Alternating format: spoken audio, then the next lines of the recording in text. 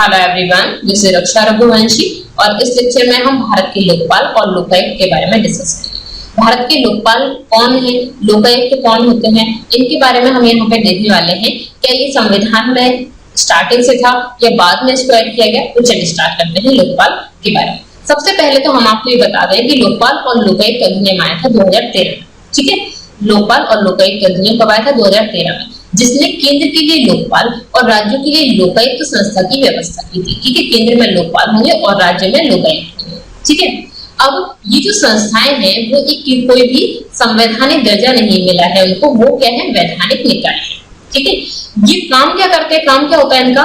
तो जो भी सरकारी कर्मचारी, जो अधिकारी होते हैं ना, उनके विरुद्ध जो भ्रष्टाचार के आरोप लगते हैं ना, उनकी जांच करते हैं। मतलब कि ओम्बड्समैन का काम करते हैं। ओम्बड्समैन का काम करते हैं जो कि कुछ जो सरकारी अधिकारी हैं उनके विरुद्ध जो भी भ्रष्टाचार के आरोप लगते हैं उन सबकी जांच करते हैं, क्योंकि उनके पास स्पेशल पावर होती है। ठीक है, अब हमारे यहाँ पे लोकपाल और लोकायुक्त ये 2013 से स्टार्ट। ठीक है, तो क्या इसकी हिस्ट्री क्या है उसके बारे में देख लेते हैं। सबसे पहले लोकपाल और लोकायुक्त यानी कि लोकपाल यानी कि ओम्बड्समैन संस्था जो है वो स्टार्ट हुई थी स्वीडन में। स्वीडन में कब से? 1809 से। ठीक है, स्वीडन में सबसे पहले स्टार्ट हुई थी। कहाँ पे? स्वीडन में, ये आपको याद रखना है। इसके बाद 1962 में ये न्यूजीलैंड और नॉर्वे में ये प्रणाली अपनाई गई। उसके बाद 1967 में यहाँ पे व्हाइट रिपोर्ट की सिफारिश पर ब्रिटेन में, ठीक है, ओम्बड्समैन संस्था को अपनाया गया था। लोकतांत्रिक विश्व में इसे अपनाने वाला पहला बड़ा देश था ये। ठीक है, तो पहला बड़ा देश था कौन सा? ब्रिटेन। ठीक है, इसके अलावा फिर गुयाना पहला विकासशील देश था जिसने 1966 में ओम्बड्समैन का विचार अपनाया था। फिर मॉरिशस, सिंगापुर, मलेशिया ये सब ने अपनाया और भारत ने भी इसको अपनाया। मतलब कि आपको स्टार्टिंग का याद रखना है, स्वीडन याद रखना है, फिर उसके बाद विकासशील देशों में गुयाना था। इसके अलावा ग्रेट ब्रिटेन भी आपको याद रखना है, इनको याद रखना है। भारत ने 2013 में इसको अपनाया। भारत में संवैधानिक ओम्बड्समैन का विचार सबसे पहले 1916 के दशक में आया था और ये किसने स्टार्ट किया था? ये हमारे कानून मंत्री थे अशोक कुमार सेन। इन्होंने संसद में सबसे पहले इसको प्रस्तुत किया था। ठीक है, लोकपाल और लोकायुक्त शब्द जो था वो किसने दिया था? डॉक्टर LM सिंघवी ने पेश किया था। ठीक है, LM सिंघवी ने, ये आपको याद रखना है। फिर 1966 में पहला प्रशासनिक सुधार आयोग, इसने सरकारी अधिकारियों मतलब कि संसद के सदस्य भी जिसमें शामिल था, सरकारी अधिकारियों और संसद के सदस्य के विरुद्ध शिकायतों को देखने के लिए केंद्रीय और राज्य स्तर पर 2 स्वतंत्र प्राधिकारियों की स्थापना की सिफारिश की थी 1966 में। मतलब 90s में आया था, 1960s में ये आया। 1966 में क्या हुआ? प्रशासनिक सुधार आयोग, इसने क्या किया? जो सरकारी अधिकारी वगैरह हैं उनके विरुद्ध जो भी शिकायत होती है उनकी जांच के लिए इन्होंने बोला। ठीक है, इसकी सिफारिश की। 1968 में क्या हुआ? लोकसभा में लोकपाल विधेयक पारित हुआ था। ठीक है, 1968 में, और अब 2013 से स्टार्ट हुआ है। लेकिन लोकसभा का विघटन हो गया और साथ ही साथ ये जो लोकपाल विधेयक था वो खत्म हो गया। फिर उसके बाद क्या हुआ? फिर 2011 तक विधेयक पारित करने के लिए 8 बार प्रयास किए गए थे, लेकिन हर बार ये विधेयक जो है वो पारित नहीं हो पाया। फिर 2002 में क्या हुआ? यहाँ पे 2002 में MN वेंकटचलैया, इनकी अध्यक्षता में संविधान की कार्यपालिका की समीक्षा के लिए गठित आयोग ने, इनकी अध्यक्षता में एक आयोग गठित किया गया था, MN वेंकटचलैया। ठीक है, इसने क्या किया? लोकपाल और लोकायुक्तों की नियुक्ति की सिफारिश करते हुए प्रधानमंत्री को इसके दायरे से बाहर रखने की बात की। Very very important. अभी हम देखेंगे प्रधानमंत्री इसके दायरे से बाहर नहीं है, पर कुछ एक्सेप्शन के साथ। ठीक है, अभी हमारा विधेयक है उसमें। फिर क्या हुआ? 2005 में वीरप्पा मोइली की अध्यक्षता में दूसरा प्रशासनिक सुधार आयोग हुआ, जिसने क्या सिफारिश की? इस जो दूसरा प्रशासनिक सुधार आयोग था उसने लोकपाल का पद जल्दी से जल्दी स्थापित किया जाए, ऐसी इसने सिफारिश की। ठीक है, फिर उसके बाद 2011 में वापस हो जाते हैं। यहाँ पे सरकार ने प्रणब मुखर्जी की अध्यक्षता में मंत्रियों का एक समूह बनाया जो भ्रष्टाचार पर लगाम लगाने के लिए कुछ सुझाव दिया और लोकपाल विधेयक के प्रस्ताव का परीक्षण करने के लिए गठित किया गया। ठीक है, फिर अन्ना हजारे का आया था, आपको पता है अन्ना हजारे ने भ्रष्टाचार के विरुद्ध भारत में आंदोलन किया था। इस आंदोलन के बाद में यूपीए जो सरकार थी उस पर दबाव बनाया गया और फिर दोनों सदनों में लोकपाल लोकायुक्त विधेयक 2013 पारित हुआ। ठीक है, फिर 1 जनवरी 2014 को राष्ट्रपति ने इसको मंजूरी दे दी थी और 16 जनवरी 2014 को ये लागू हो गया। अब हमने यहाँ पे पढ़ा क्या क्या, इसकी हिस्ट्री पढ़ी। सबसे पहले हमने पढ़ा कि स्वीडन में ये स्टार्ट हुआ, स्वीडन में। ठीक है, स्वीडन आपको याद हो गया। फिर उसके बाद आपको ग्रेट ब्रिटेन याद रखना है। ग्रेट ब्रिटेन के बाद आपको विकासशील देशों में आपको गुयाना याद रखना है। ठीक है, अब भारत में किस तरह से स्टार्ट हुआ? 1960s में स्टार्ट हो गया था। लेकिन ये तब से नहीं चला, 2013 में जाके फाइनली इसको अप्रूव कराया गया। सबसे पहले क्या हुआ था, कानून मंत्री थे अशोक कुमार सिंह, इन्होंने इसको प्रस्तुत किया था। LM सिंघवी जी जो थे उन्होंने इस शब्द को बताया था। 1966 में इसको वापस से स्टार्ट किया गया था, फिर 1968 में किया गया था, जिसको आपको ज्यादा याद नहीं रखना है। यहाँ पे आपको काफी सारे प्रयास किए गए और उसके बाद अभी हम प्रेजेंट में बात कर रहे हैं, यहाँ पे 2014 में राष्ट्रपति ने इसको मंजूरी दे दी थी और 16 जनवरी 2014 को इसको लागू कर दिया गया था। ठीक है, उसके बाद हम देखते हैं लोकपाल और लोकायुक्त विधेयक जो था 2013 वाला, उसमें संशोधन किया गया 2016 में। क्या संशोधन किया गया, लोकपाल और लोकायुक्त अधिनियम 2013 को संशोधित करने के लिए यह विधेयक संसद में जुलाई 2016 में पारित किया गया था। ठीक है, और इसके लिए यह निर्धारित किया गया कि विपक्ष के मान्यता प्राप्त नेता के अभाव में लोकसभा के सबसे बड़े एकल विरोधी दल का नेता के चयन का समिति के सदस्य होंगे। एक्चुअली इसमें एक चयन समिति होती है लोकपाल और लोकायुक्त की, उस समिति के सदस्य कौन कौन होते हैं वो हम देखते हैं, अभी देखेंगे। लेकिन पहले ये सुन लीजिए, यहाँ पे एक जो संशोधन विधेयक आया था उसमें ये था कि अगर विपक्ष का नेता नहीं है, मतलब जैसे अभी हम बात करें तो विपक्ष में कोई पार्टी ही नहीं है, कोई पार्टी विपक्ष के लिए 55% वोट चाहिए, 55 सीट्स चाहिए होती है आपको। ठीक है, 55 सीट्स चाहिए 10%, तो 55 सीट्स अगर आपको चाहिए तो आपको विपक्ष में हो पाओगे, नहीं तो नहीं बन पाओगे। तो विपक्ष का कोई नेता ही नहीं है, तो फिर विपक्ष का कौन रहेगा? अगर विपक्ष का नहीं रहेगा, सारे के सारे लोग पार्टी के ही रहेंगे, तो फिर ये तो बाइसिंग हो जाएगी एक तरह की। तो इस तरह का अगर कोई चीज होती है तो लोकसभा में सबसे बड़ा कोई एकल विरोधी दल, मतलब कि ऐसा विरोधी दल जो कि सबसे बड़ा है, मतलब सबसे ज्यादा मेजोरिटी है उसके पास, ठीक है, भले ही वो विपक्ष नहीं है, तो भी उसका जो नेता होगा वो इस समिति का सदस्य होगा, जो चयन समिति होगी उसका सदस्य होगा। ठीक है, ये संशोधन में बताया गया था। इसके द्वारा जो 2013 का अधिनियम था उसकी धारा 44 में भी संशोधन किया गया और सरकारी सेवा में आने के 30 दिन के भीतर लोक सेवक को अपनी संपत्तियों और दायित्वों का विवरण देना होगा। ठीक है, क्लियर है, 30 दिन के अंदर। अब संशोधन विधेयक के द्वारा 30 दिन की समय सीमा समाप्त कर दी गई और लोक सेवक अपनी संपत्ति और दायित्वों की घोषणा सरकार द्वारा निर्धारित रूप और तरीके से करेंगे। पहले इसमें कितना था, 2013 में 30 दिन का था और यहाँ पे 30 दिन की जो समय सीमा थी खत्म कर दी गई। ठीक है, ओके। अब ये लोकपाल क्या है, बेसिकली लोकपाल है क्या? लोकपाल संस्था है, लोकपाल संस्था का एक अध्यक्ष होगा जो कि कौन होंगे, भारत के पूर्व मुख्य न्यायाधीश होंगे। ठीक है, पूर्व मुख्य न्यायाधीश मतलब चीफ जस्टिस ऑफ इंडिया होंगे, या फिर सुप्रीम कोर्ट के रिटायर्ड जज होने चाहिए, या फिर कोई भी और महत्वपूर्ण व्यक्ति होना चाहिए। ठीक है, अब जो आपके लोकपाल संस्था है उसमें अधिकतम कितने सदस्य हो सकते हैं, 8 सदस्य होंगे। ठीक है, 8 सदस्यों में से 4 सदस्य जो होंगे वो न्यायिक पृष्ठभूमि के होंगे, मतलब कि जिनका जुडिशियल जो भी बैकग्राउंड है वो होनी चाहिए। बाकी जो 4 है ना, चार जो है वो अनुसूचित जाति, जनजाति, पिछड़ा वर्ग और जो आपके अल्पसंख्यक है या महिला है उनमें से होना चाहिए। ठीक है, इसके अलावा कम से कम आधे सदस्य इनमें से होना चाहिए। ठीक है, ओके। अब बात करते हैं इनमें से कौन कौन नहीं हो सकता।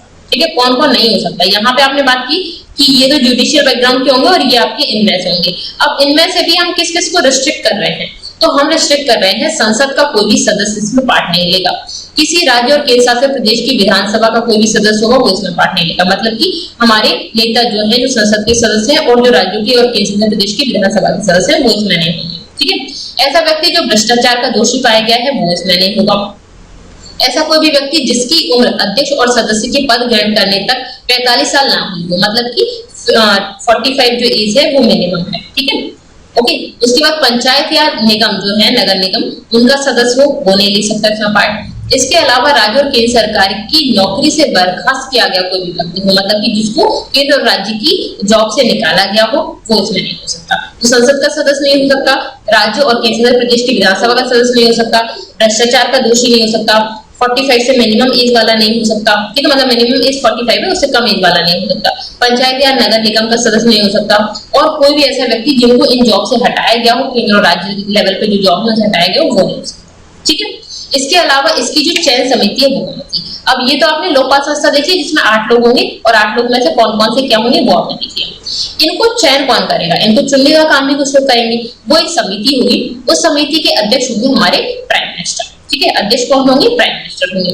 इसके अलावा बाकी सदस्य होंगे, बाकी सदस्यों में लोकसभा के अध्यक्ष होंगे, विपक्ष के नेता होंगे। ठीक है, विपक्ष का नेता अगर नहीं होता है तो कौन, कोई भी पार्टी जो एकल पार्टी है जिसको सबसे ज्यादा मेजोरिटी मिली है, मतलब जिसके सबसे ज्यादा वोट है जो सत्ता में उसके अलावा। ठीक है, उसका एक कोई भी होगा वो उसका सदस्य होगा। मुख्य न्यायाधीश या उनकी अनुशंसा पर कोई भी सुप्रीम कोर्ट का एक जज जो नाम देते हैं, मुख्य न्यायाधीश हमारे देते हैं, वो होंगे। राष्ट्रपति द्वारा नामित कोई भी प्रतिष्ठित व्यक्ति होना चाहिए, ये इसका सदस्य। मतलब कि ये सब होंगे। एक तो होंगे प्रेसिडेंट इसके, ठीक है, अध्यक्ष होंगे इसके, जो कौन होंगे, हमारे प्राइम मिनिस्टर होंगे। उसके अलावा 1, 2, 3 और 4 सदस्य होंगे, मतलब 5 लोग होंगे इस समिति में, एक अध्यक्ष बाकी 4 सदस्य, ठीक है। इसमें लोकसभा के अध्यक्ष होंगे, विपक्ष के नेता होंगे, मुख्य न्यायाधीश होंगे, या वो किसी को भी बताते हैं, किसी भी सुप्रीम कोर्ट के जज को वो होंगे, या और फिर राष्ट्रपति, कोई भी एक प्रतिष्ठित व्यक्ति को जिसको राष्ट्रपति नाम देते हैं जिसका, वो होंगे, ठीक है। अध्यक्ष या किसी सदस्य की नियुक्ति इसलिए अवैध नहीं होगी कि चयन समिति में कोई पद था, मतलब कि इनमें से अगर कोई भी नहीं होता है, ठीक है, इनमें से कोई भी व्यक्ति, इनमें से कोई भी अगर नहीं होता है तो ऐसा नहीं होगा कि बाकी 4 लोगों ने मिलकर डिसीजन ले लिया तो उस पर्सन को कि नहीं हम तो नहीं थे तो इनकी नियुक्ति रद्द कर दी जाए, तो ऐसा नहीं होगा, ठीक है। अगर कोई इंसान नहीं है तो कोई दिक्कत नहीं है, ठीक है।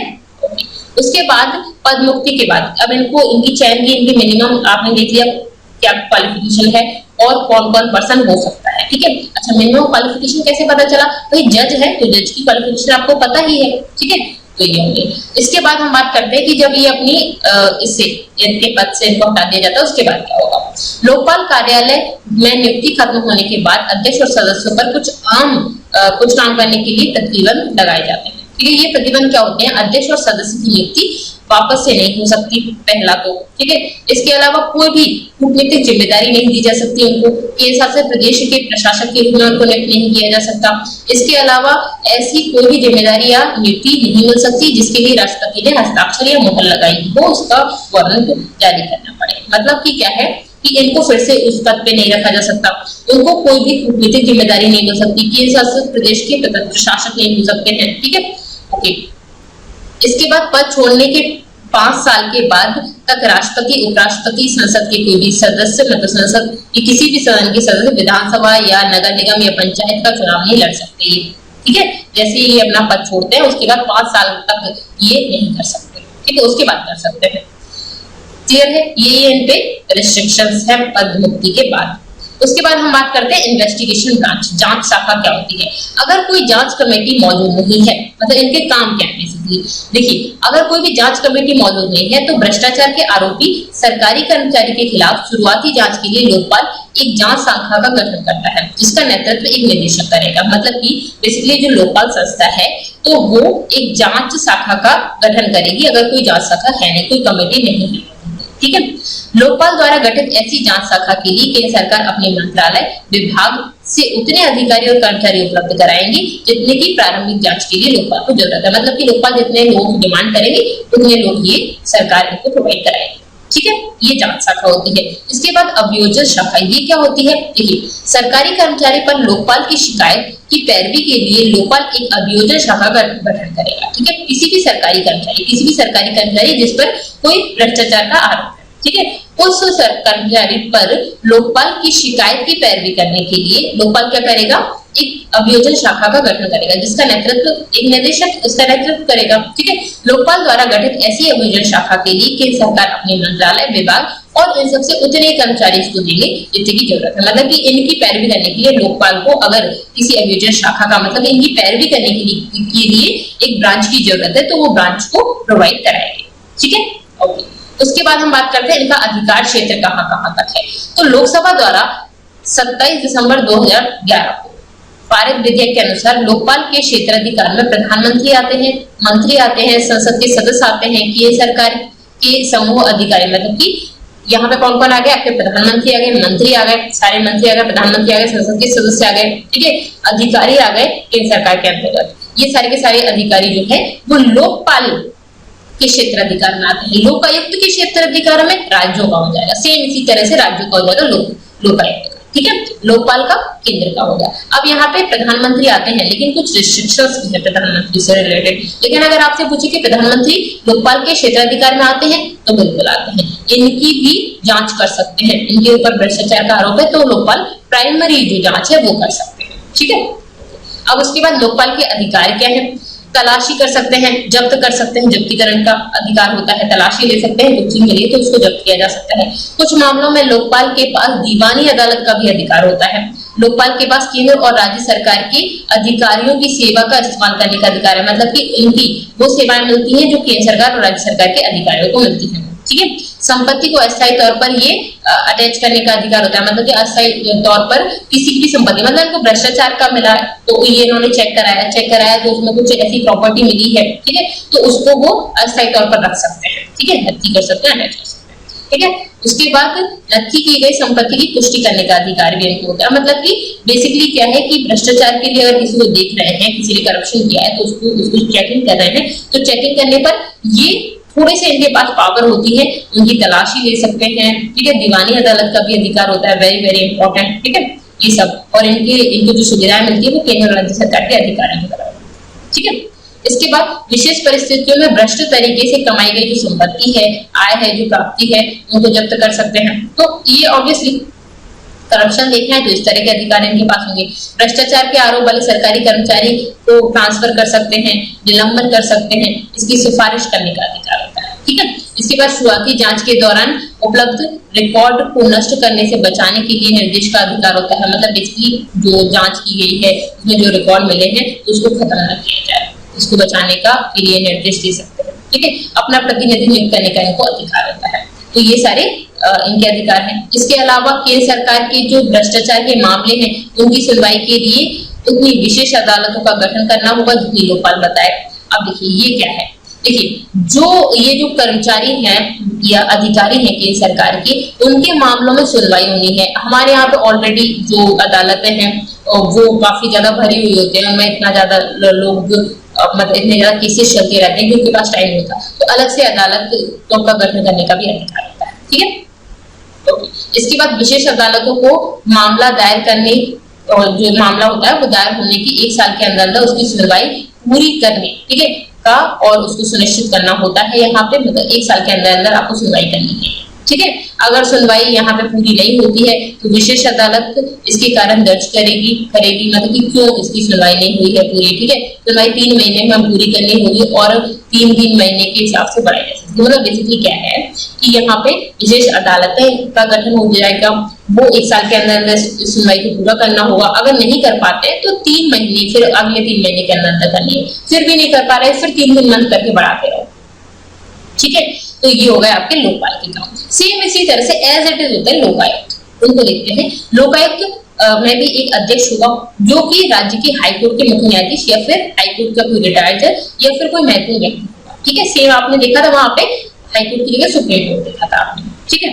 इसके बाद इसमें भी अधिकतम 8 व्यक्ति होंगे, जिनमें से आधे जो होंगे वो न्यायिक पृष्ठभूमि के होंगे और बाकी जो आधे होंगे वो अनुसूचित जाति, जनजाति, पिछड़ा वर्ग और महिलाओं में होने चाहिए। यहाँ पे आपका Lokpal as it is revision हो रहा है, ठीक है ना, क्लियर है। उसके बाद इनके लिए नियुक्ति की क्या शर्तें हैं? नियुक्ति की शर्तें हैं न्यायिक सदस्य के रूप में नियुक्ति हो सकती है अगर वे व्यक्ति हाईकोर्ट के जज हो या रह चुके हैं, तो वो आपने ऑलरेडी पढ़ लिया, सुप्रीम कोर्ट के हाईकोर्ट के जज होंगे या रिटायर्ड जज होंगे। वहां पे सुप्रीम कोर्ट के जज होंगे या सुप्रीम कोर्ट के रिटायर्ड जज होंगे, ठीक है। न्यायिक सदस्य के अलावा बाकी जो सदस्य हैं वो कैसे होने चाहिए? ईमानदार होने चाहिए, भ्रष्ट नहीं होना चाहिए, मतलब भ्रष्टाचार नहीं करना चाहिए उनको, ठीक है, मतलब करप्शन नहीं करना चाहिए, कोई ऐसा रिकॉर्ड नहीं होना चाहिए उनका। इसके अलावा बीमा, बैंकिंग, कानून प्रबंधन के मामले में कम से कम 25 साल का एक्सपीरियंस होना चाहिए, ठीक है। पब्लिक एडमिनिस्ट्रेशन में, ठीक है, सतर्कता, बीमा, बैंकिंग, इनमें 25 साल का एक्सपीरियंस होना चाहिए, ठीक है। इसके अलावा कौन कौन नहीं हो सकता? तो वही सी संसद के सदस्य नहीं हो सकते, राज्य और केंद्र प्रदेश की विधानसभा के सदस्य नहीं हो सकते, कोई भी ऐसा व्यक्ति जो भ्रष्टाचार का दोषी पाया गया है वो नहीं हो सकता, 45 साल से कम एज का व्यक्ति नहीं हो सकता, पंचायत नगर निगम के सदस्य नहीं हो सकते, ठीक है। केंद्र और सरकार, राज्य सरकार में जिसको नौकरी से हटाया है वो व्यक्ति नहीं हो सकता, ठीक है। और लोकायुक्त कार्यालय में अपने पद के अलावा किसी लाभ या विश्वास के पद पर हो और राजनीतिक दल से संबंध रखता हो, व्यापार करता हो, पेशेवर के रूप में हो, सक्रिय हो, मतलब बेसिकली कोई भी ऐसा व्यक्ति जिसको सरकारी नौकरी से हटाया गया हो या किसी लाभ के पद पर हो लोकायुक्त कार्यालय में, ठीक है, और या फिर उसको वो करप्ट पाया गया हो तो उसको नहीं, मतलब वो नहीं मिल सकता, ठीक है। अब बात करते हैं इनकी नियुक्ति कौन करता है, ठीक है। वहां पे चयन समिति जैसी थी ना लोकपाल के लिए, वैसे ही लोकायुक्त के लिए है। देखिए इसमें एक मुख्यमंत्री होते हैं, वहां पे प्रधानमंत्री थे जो कि क्या होते हैं, इसके अध्यक्ष होते हैं, ठीक है। इसके अलावा विधानसभा के अध्यक्ष होते हैं, विधानसभा के विपक्ष के नेता होते हैं। वहां पे लोकसभा के अध्यक्ष थे, लोकसभा के विपक्ष के नेता थे, ठीक है। इसके अलावा हाईकोर्ट के मुख्य न्यायाधीश या हाईकोर्ट के जो मुख्य न्यायाधीश है वो किसी को भी हाईकोर्ट के जो जज हैं उनको यहाँ पे नाम देते हैं तो वो होंगे, ठीक है। इसके अलावा राज्यपाल को नामित करेगा वो व्यक्ति होगा। तो यही वहां पे थे। कौन कौन थे? वहां पे प्रधानमंत्री थे जो इसके अध्यक्ष हुआ करते थे। बाकी 4 सदस्यों में विधानसभा के अध्यक्ष यहाँ पे है, वहां पे लोकसभा के अध्यक्ष थे। विधानसभा के विपक्ष के नेता है, वहां पे लोकसभा के विपक्ष के नेता थे। यहाँ पे हाईकोर्ट के मुख्य न्यायाधीश है या वो किसी का नाम देते हैं वो पर्सन होगा। तो वहां पे कौन थे? सुप्रीम कोर्ट के जज थे, ठीक है, चीफ जस्टिस ऑफ इंडिया। यहाँ पे राज्यपाल किसी को नाम देता है और वहां पे राष्ट्रपति किसी का नाम देते हैं तो वो, ठीक है। अध्यक्ष या किसी सदस्य की नियुक्ति इसलिए अवैध नहीं होगी क्योंकि चयन समिति में कोई पद रिक्त, ठीक है, सिंपल सी बात है, जैसा वहां पे पढ़ा वैसे। इसके अलावा इसमें भी एक जांच शाखा होगी, एक अभियोजन शाखा होगी, ठीक है। कोई जांच कमेटी मौजूद नहीं है तो फिर ये जो है भ्रष्टाचार के आरोपी व्यक्ति है उनके खिलाफ शुरुआती जांच के लिए लोकपाल और लोकायुक्त जो है वो जांच शाखा का गठन कर सकते हैं। इसका नेतृत्व कौन करेगा? एक निदेशक करेगा, ठीक है। जांच निदेशक और अभियोजन निदेशक होंगे जो राज्य सरकार में अतिरिक्त सचिव से छोटे पद पर नहीं होंगे। उनका चयन अध्यक्ष जो राज्य सरकार द्वारा सुझाए गए नामों से करेंगे, ठीक है। मतलब ये जो जांच कमेटी होगी, जो जांच कमेटी आप बना रहे हैं और जो अभियोजन कमेटी है उसके जो भी निदेशक होंगे वो कौन होंगे? राज्य सरकार में सचिव से छोटे पद पर नहीं होंगे, सचिव से ऊपर वाले पद का कोई भी व्यक्ति हो सकता है, ठीक है। उसके अलावा लोकपाल द्वारा गठित ऐसी जांच शाखा के लिए केंद्र सरकार अपने मंत्रालय और विभाग में उतने ही कर्मचारी उपलब्ध कराएंगे जितने की जरूरत है। ये लोकपाल के लिए है, ठीक है। सेम इसी तरह से लोकायुक्त के लिए भी है। अभियोजन शाखा के निदेशक लोकायुक्त की शिकायत पर किसी सरकारी कर्मचारी के खिलाफ मुकदमा लड़े, ठीक है। अच्छा, तो ये आपने सेम देखा लोकपाल और लोकायुक्त में। अब लोकायुक्त भ्रष्टाचार के आरोप लगने पर किसी भी मामले में जांच कर सकते हैं या करवा सकते हैं, या शिकायत और मामला भ्रष्टाचार से जुड़ा हुआ हो तो लोकायुक्त ये सारे जांच कर सकते हैं। क्या क्या क्या? देखिए, ऐसा मामला जिसमें कोई भी मुख्यमंत्री हो, ठीक है, या पहले वाले मुख्यमंत्री हो, सरकार का कोई भी मंत्री हो, पहले वाला हो या अभी हो, ठीक है।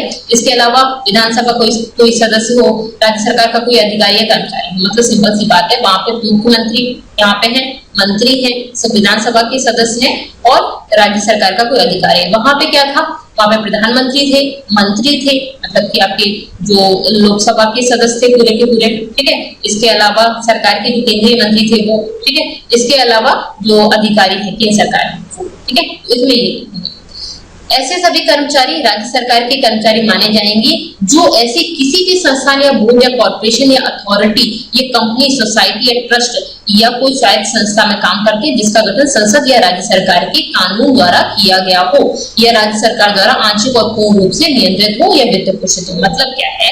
मतलब इसमें वो सारी चीजें आ जाएंगी जिसको केंद्र सरकार या राज्य सरकार जिनको कानून द्वारा इनका गठन करती है, क्या कानून द्वारा इनका गठन करती है, वो सारी की सारी संस्थाएं आ जाएंगी और यह केंद्र सरकार और राज्य सरकार जो है वो उसको पैसा दे रही है, पैसा पूरी तरह से या आधी तरह से, ठीक है। जैसे कि काफी सारी कंपनी होती है जिसमें 50-50% शेयर होते हैं, ठीक है, या 51-49% शेयर होते हैं या कुछ शेयर होता है, तो वो इसमें सारे के सारे इसमें इंक्लूड, ठीक है। ऐसा व्यक्ति शामिल हो जो किसी भी सोसाइटी, एसोसिएशन का निदेशक, प्रबंधन, ठीक है, इसके अलावा निदेशक है, प्रबंधक है, सचिव है या कोई और अधिकारी जो पूर्ण या आंशिक रूप से राज्य सरकार द्वारा वित्त पोषित होता है या अनुदान प्राप्त हो तो वार्षिक आय सरकार द्वारा की गई सीमा से अधिक, मतलब बेसिक सी बात है। इसमें जहां भी केंद्र सरकार और राज्य सरकार पैसा दे रही है ना, वहां पे कोई भी उसको जिस एसोसिएशन को पैसा दे रही है, जिस चीज को भी पैसा दे रही है, उसका जो मेन होगा वो इसमें इंक्लूड होगा, मतलब उसकी जांच कर सकते हैं, ठीक है। सिंपल सी बात है। अब लोकायुक्त के क्या अधिकार होते हैं? लोकायुक्त के पास किसी भी मामले की जांच करने का, जांच एजेंसी के निरीक्षण करने और उसे निर्देश देने का अधिकार होता है, ठीक है। जांच करने का अधिकार है तो उसको निर्देश देने का भी अधिकार होगा, ठीक है। अगर लोकायुक्त को ऐसा लगता है कि कोई भी जो डॉक्यूमेंट है, दस्तावेज है, काम का हो सकता है तो जांच से संबंधित हो सकता है या किसी जांच एजेंसी को आदेश दे सकता है कि वो उस जगह की तलाशी लेना है, कोई डॉक्यूमेंट है तो उसको जब्त कर सकता है, प्रॉपर्टी अगर ऐसा लग रहा है उसको तो वो उसको जब्त कर सकता है। अब हम बात करते हैं हमारी वर्तमान में जो अभी लोकपाल संस्था है वो कौन सी, ठीक है। लोकपाल संस्था में चार लोग हैं, ठीक है। इसके अध्यक्ष कौन है? पिनाकी चंद्र घोष, ठीक है, जो कि अभी हमारे सुप्रीम कोर्ट के जज है। पहले ही है आपके पिनाकी चंद्र घोष, तो पहले लोकपाल है, हमारे देश के पहले लोकपाल है पिनाकी चंद्र घोष, ठीक है। ये आपके पिनाकी चंद्र घोष जी है ना। इस लेक्चर में हमने लोकपाल के बारे में पढ़ा और लोकायुक्त के बारे में पढ़ा। ये हमारा लेक्चर कंप्लीट होता है। आपको ये कैसा लगा मुझे जरूर बताइएगा। Thank you so much. Thanks for